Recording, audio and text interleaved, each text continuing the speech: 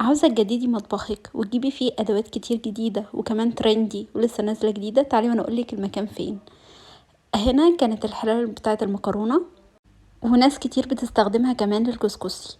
وهنا كانت الحلة بتاعة البخار، انا ما بستغناش عنها بصراحة، بعمل فيها كل حاجة. مش بس بستخدمها للحوم وللفراخ وكده، لا انا كمان بعمل فيها المحشي. انتي متخيلة؟ في ربع ساعة بالظبط بيكون استوى. هنا بقى دي الطاسة اللي بنقلي فيها، ودي كانت ب22 يورو ونص، وكمان ليها الغطا بتاعها، فدي احسن حاجة، وكمان غويطة. هنا بقى الطقم ده يعني تحفة للبسبوسة والتشيز كيك، وكان ب16 يورو 90، يعني ب17 يورو الطقم كامل. وكان جرانيت وخامته تقيلة.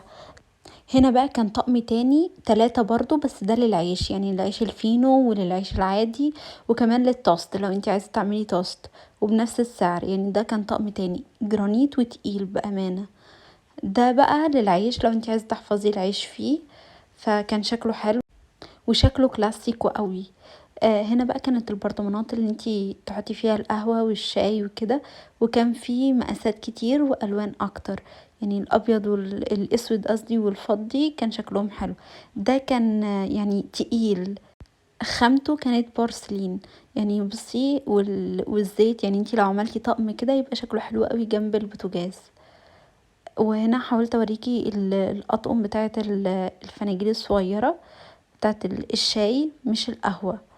وهنا برضو نوع تاني من البرطمان، واحد للسكر والتاني للقهوة. وحاولت اوريكي ان كان في مقاسات، يعني للقهوة وللشاي وللسكر، فانتي لو جبتي 3 كده جنب بعض في الكوفي كورنر هتبقى شكلها حلوة قوي.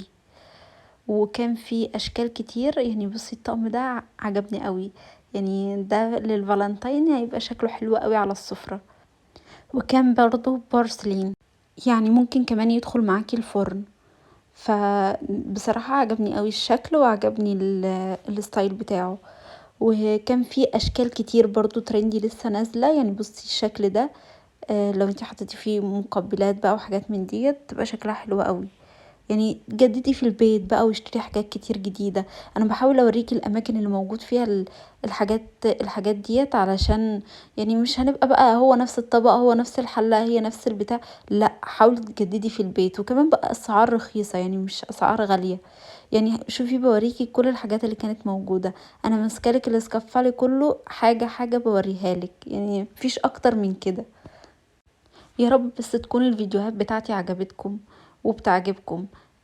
ما تنسوش بقى تعملوا لي شير للفيديو علشان يوصل لناس كتير، ده بيساعدني بصراحة ان اوصل لعدد اكبر.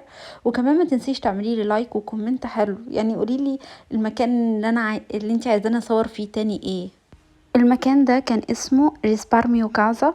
هتلاقي موجود ليه فروع كتير في ميلانو او في برا ميلانو كمان، فانتي ممكن تبحثي على جوجل وتشوفي المكان الاقرب ليكي. بصي ده بقى بتاع المكسرات، كان حلو قوي. يعني شفتي الشكل هيبقى شكله حلو قوي لو على السفرة او على الترابيزة. وده كان شكله مختلف من البورسلين، يعني كان فيه مقاسات واشكال ويعني واحجام مختلفة، فشكلها حلو برضو وخامتها كمان مختلفة. يعني حاولت اوريكي كمان. وهنا الفخار ممكن تجمعي بقى طقم، يعني ممكن تجيبي مقاسات مختلفة. انا حاولت اوريكي ان في اشكال ومقاسات مختلفة، فانتي ممكن تاخدي واحدة من هنا واحدة من هنا وتكوني طقم حلو كده. يعني في حتى كمان الكبير منها، وكمان تحت فيه الغطا بتاعها. يعني كوني بقى طقم حلو كده، يبقى طقم فخار تحفة على السفرة. وفي كمان اطقم كاملة، يعني شوفي حاطين طقم كامل 3 كده مع بعض ب9 يورو. وهنا كوبايات من الفخار، يعني بيفكرني بصراحة بالحاجات بتاعت زمان. ودي برضو طبق كده من الفخار صغير، بيبقوا 2 مع بعض، يعني عشان لو انتي عايزة تحطي طاجن كده تحطيه في الفرن. فالمكان هناك كان فيه حاجات كتير حلوة، فانتي روحي واتفرجي فيه، هتلاقي فيه حاجات كتير هتعجبك هناك. دي ممكن للصوص صغيرة كده، وفي منها كمان بصي ديت، يعني تحطي كذا صوص على الترابيزة تبقى شكلها حلو، كمان ب3 يورو 90، يعني 4 يورو. يعني شكلها حلو قوي بصراحة، للصوصات كتير، مايونيز بقى وكاتشب وكده. وهنا بقى كان في ازاز كتير، وكمان الحاجات البلاستيك، فانتي ممكن تروحي تبصي عليها برضو. البرطمانات بقى الصغيرة دول كانوا بصراحة في ايكيا احسن من السعر ده، وكانوا بيكونوا في 5 مع بعض. وكمان في بيبكو برضو كان ب2 يورو حاجة، وكانوا بيكونوا 5. بصي دي بقى لو حطيتي فيها الكيك على الترابيزة او حاجات اللي انت عايزة تغطيها او كده، كان في منها مقاسين، اللي هي اللي هي تحطي عليها التورتات والمافن والحاجات دي. وبصي ده لو طبق حلويات بقى وحاجات من دي. حاولت اوريهولك كان مفتوح، فشكله حلو قوي لو اتحط على الترابيزه. وهنا الطبق بتاع الفاكهه، انا عندي منه واحد نفس اللي فوق ده بالظبط. بصراحه حلو قوي للفاكهه.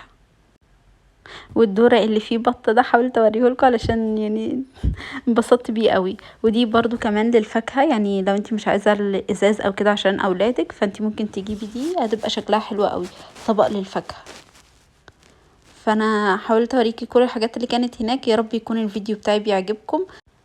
وهقولك على العنوان، انا كنت في اساجو في ريسبارميو كازا اللي كان في اساجو في ميلانو فيوري. لو انتي روحتي للتشنترو هناك هتلاقيه، التشنترو بتاع اساجو. فانتي ممكن تدوري على جوجل تكتبي ريسبارميو كازا، هيجيلك اقرب مكان ليكي ايه. متنسيش تعملي لي لايك.